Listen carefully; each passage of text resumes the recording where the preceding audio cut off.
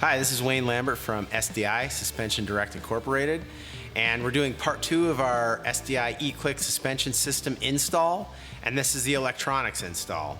So today we'll be doing the install on a JK 4-door automatic Rubicon. This is the SDI E-CLIK Active electronics box, and inside you're going to find your panel with your touchscreen, mounts and hardware, your SDI E-CLIK ECU, your power harness and IMU, and then all of your other connection harnesses.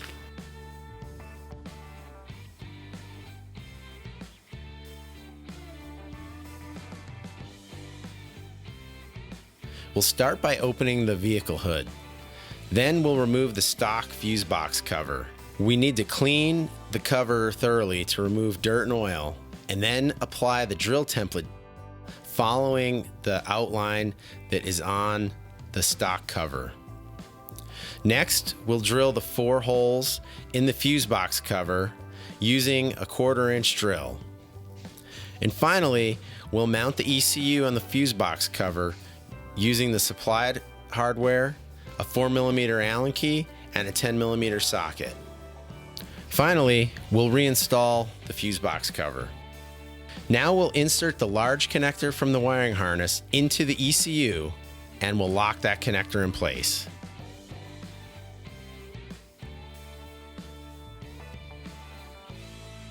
Start by opening the hood of the vehicle. Locate the 2 plastic clips on top of the firewall that retain the windshield wiper cowl and remove them using the plastic clip removal pliers. Now close the hood of the vehicle. Remove the windshield wiper arm nuts using a 13mm socket and ratchet. Remove the windshield wipers using a flat blade screwdriver to pry the arms off the tapered splines. Unbolt the 4 bolts retaining the windshield wiper cowl using a T30 Torx key. Now remove the windshield wiper cowl from the vehicle. Locate and unbolt the 2 center bolts of the windshield hinge using a 13mm socket and ratchet. Now install the IMU sensor bracket onto the windshield hinge using the 2 stock bolts that you just removed. At this time, do not reinstall the windshield wiper cowl, as you will need to zero the IMU sensor in the final step. Whether you have the touchscreen controller for the E-CLIK Active system or the switch controller for the E-CLIK system, the installation of this panel is exactly the same. Start the controller panel install by removing the sun visor with a T20 Torx bit. Now we're going to remove this trim piece to prepare to install our controller panel. So we'll need a Phillips head screwdriver, and we'll use it to remove the plastic fastener.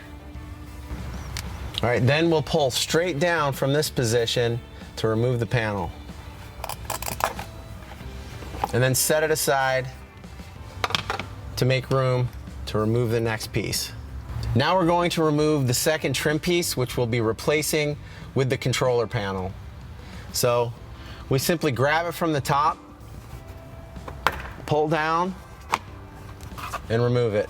Now it's time to install our control panel. The control panel does have a wiring harness attached to it, so we're just going to set that down on the floor for now and keep it out of the way. And we're going to start by placing the wire between the dashboard and the body of the vehicle. It routes very nicely in that gap. Then we're going to slide this into position, align the clips, and make sure you hear it clip twice. And now that's into position, very simply. And next, we're going to take the other trim piece, bring it back around,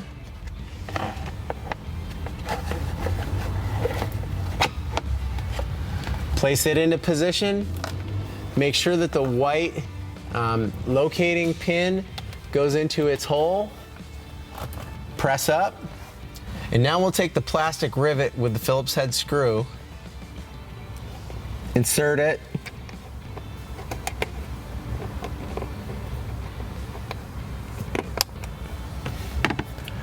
and use the screwdriver to press it into place and give it a turn. Now it's completely installed. And now we'll finish up the installation of the control screen by installing the sun visor.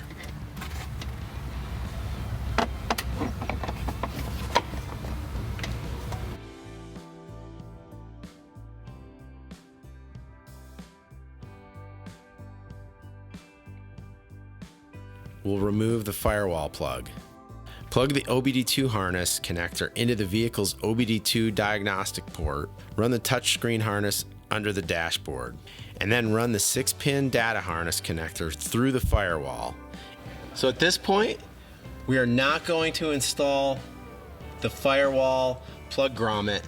Route the data harness along the firewall to the ECU. Now connect the 6-pin IMU harness connector to the IMU that was previously installed on the top center of the firewall. Finish up inside by inserting the firewall grommet. Now move outside the vehicle and connect the 6-pin data harness connector to the ECU plug.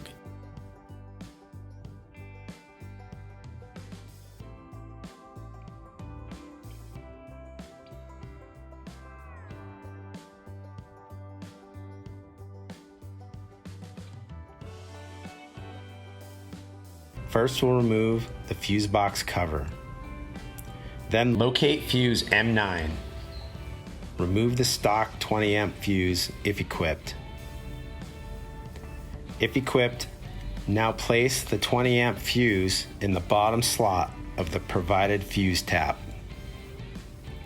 Insert the provided fuse tap into the M9 slot of the fuse box and run the blue ignition wire out of the fuse box toward the ECU plug. Now connect the red wire ring connector of the power harness to the positive terminal of the vehicle battery. Now connect the black wire ring connector of the power harness to the negative terminal of the vehicle battery. Please note, do not connect the 4-pin connector of the power harness to the ECU plug until the final step. Connect the 4-pin connector of the front shock harness to the ECU plug.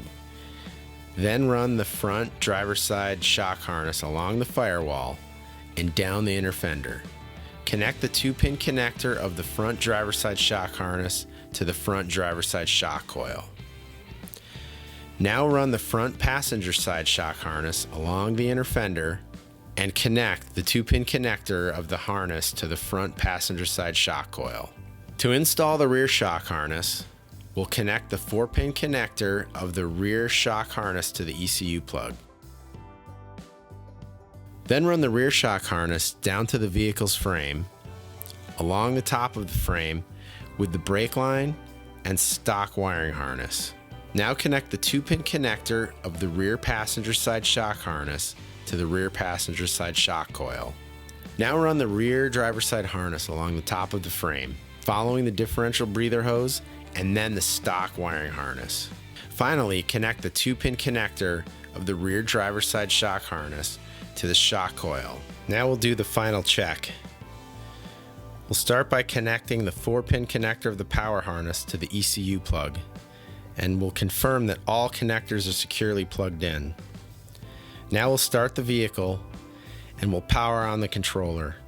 Upon successful power to the control switch, we'll complete the final installation by securing all wires with zip ties, ensuring they are not running close to the vehicle's exhaust or sources of potential damage. With the installation of the system complete, we can now move on to calibrating the IMU. We're going to need to make sure our vehicle is located on a nice level surface. Then we're going to loosen the 2 bolts that hold the IMU adjuster plate. Make sure those are loose. Then we're going to turn on the ignition. Rotate the selector ring on the touchscreen display to the output menu.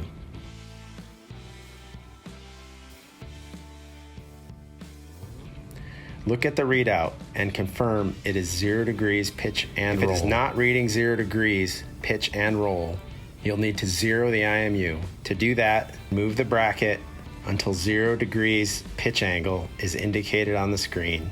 And finally, retighten the 2 bolts on the IMU adjuster bracket with a 4mm Allen key. Reinstall the windshield wiper cowl onto the vehicle. Install the 4 bolts that retain the windshield wiper cowl using a T30 Torx key. Install the windshield wiper arms onto the vehicle. Be sure to align the boss that's on the actuator into the boss on the arm. Now tighten the windshield wiper nuts using a 13mm socket and ratchet. Open the hood of the vehicle and reinstall the 2 plastic clips on top of the firewall that retain the windshield wiper cowl. Finally, close the hood of the vehicle. Our electronics are now installed, and we can move on to part 3 of our video series, enabling the controls.